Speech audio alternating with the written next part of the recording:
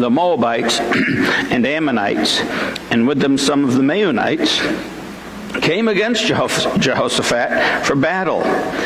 Some men came and told Jehoshaphat, "A great multitude is coming against you from Edom, from beyond the sea, and behold, they are in Hazazon Tamar, that is in Gedi." And so there's a confederation of hostile nations that are coming together. Now we'll see when we get further down towards the end of Jehoshaphat's prayer. Excuse me. Got a little something trying to go one way or the other. But we'll see how these particular nations are especially significant to this situation.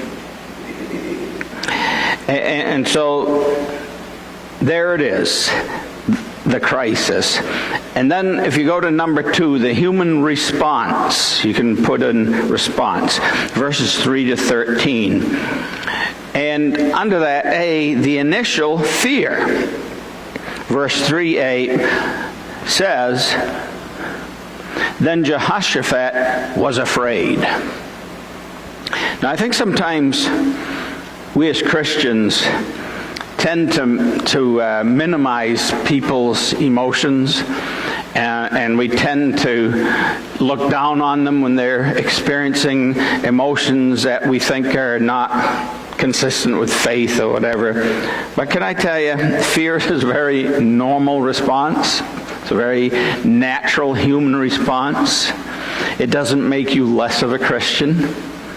And if these times of this pandemic, make you nervous, that doesn't mean you're not a good believer or anything like that. And it doesn't mean you're a coward. The difference between a hero and a coward is not that the hero's not afraid and the coward is afraid. It's that the coward does the brave thing despite being afraid. Did I say that? I said the coward, didn't I? I meant the hero. My brain caught up to my tongue right now. So you hear stories of people, endangering their lives to dive into the pond and pull someone out of the car that's sunk or whatever, and they'll tell you, I was scared, but I had to do it. I couldn't let that person die. The coward is the one that obeys his fear and protects himself at all costs. So fear is normal. And what is most important is what you do with it. And so in the rest of verse 3, we see what Jehoshaphat decided to do with his fear. And so B says, determination to seek the Lord. So it says the second half of verse 3. First half says he was afraid, but then it says, and he set his face to seek the Lord and proclaimed a fast throughout all Judah. So it says he set his face. That means it was a choice. Whatever way your face happens to be oriented is not necessarily something that you purposely did. I'm thinking of in the Gospels where it says Jesus set his face like a flint to go to Jerusalem. He had purpose. He knew why he had come, and he knew his hour had come, and he set his face. He was determined. And so it's not only a choice, but it's also a determination. And then it says he proclaimed a fast, which, interestingly, this is the first time in the Bible when a king or in earlier days a judge or a patriarch or whatever proclaimed a fast for everybody to observe. And so it shows the seriousness not only of the situation, but the seriousness of Jehoshaphat's purpose. And in a sense, this was like an innovation, but special times require special responses and special actions. And so he calls for a fast. And again, it shows his seriousness, but it also shows him providing leadership for the people. He didn't say to the people, "Oh, run and hide and dig a hole in the ground and cover it up and get in there," all that stuff. But he said, "We're seeking the Lord, and you all need to fast." And so the people responded to that leadership. We'll see 2C, part of the human response, is the people's unity. Verse 4, "And Judah assembled to seek help from the Lord. From all the cities of Judah, they came to seek the Lord." And then I'll just skip ahead to verse 13. "Meanwhile, all Judah stood before the Lord with their little ones, their wives, and their children." And so the people are unified. And this was only possible because, number one, they had a unifying faith. And number two, they had a unifying leader. And you can flip those two around and explain why our country right now is not unified. Because we do not have a universal recognition of the value of faith, even if it's not specifically your particular expression of it. But this country has gone from being a country that, even in its founding documents and with its the pronouncements of the various presidents and early people that constructed this nation, they declared that we were dependent upon God. Now, they didn't say it was the Episcopal God or the Methodist God or anything like that, But there was a recognition that a part of the national identity and the basis, a major basis of national unity, was a common regard for faith. And then as far as the leaders go, the political leaders are as divisive and divided, but especially divisive, as they've ever been. And so they have divided the people, but you know who's responsible? The people are. And I don't want to go too far afield with this, but we as Christians should not be co-opted by a packaged political viewpoint that did not arise out of wrestling with the scriptures and with biblical values and so forth, but arose out of a whole different set of conditions and considerations and circumstances. And so often people just blindly line up on one side or the other and buy into the whole thing and never actually critically examine the elements that go into make up that political philosophy.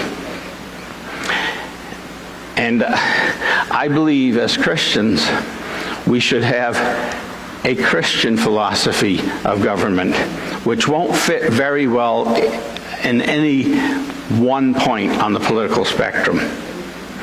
And so it's up to us to decide that we're going to return to an understanding that we are one nation under God, one out of many, a pluribus unum, out of many, many people, many traditions, many ethnicities, one civic belief system and set of values. Now I'm going to move on, but I will say that it was their unity that saved them. Yes, God saved them, but they were unified in seeking the Lord and in following the Lord. Now we go on to D, part of the human response, with Jehoshaphat's prayer, verses 5 to 12. And we'll just start with verse 5, and it says, "And Jehoshaphat stood in the assembly of Judah and Jerusalem in the house of the Lord before the new court." Where did he assemble? In the house of the Lord. He could have done it in his palace. He could have done it out in, the central square of Jerusalem or whatever.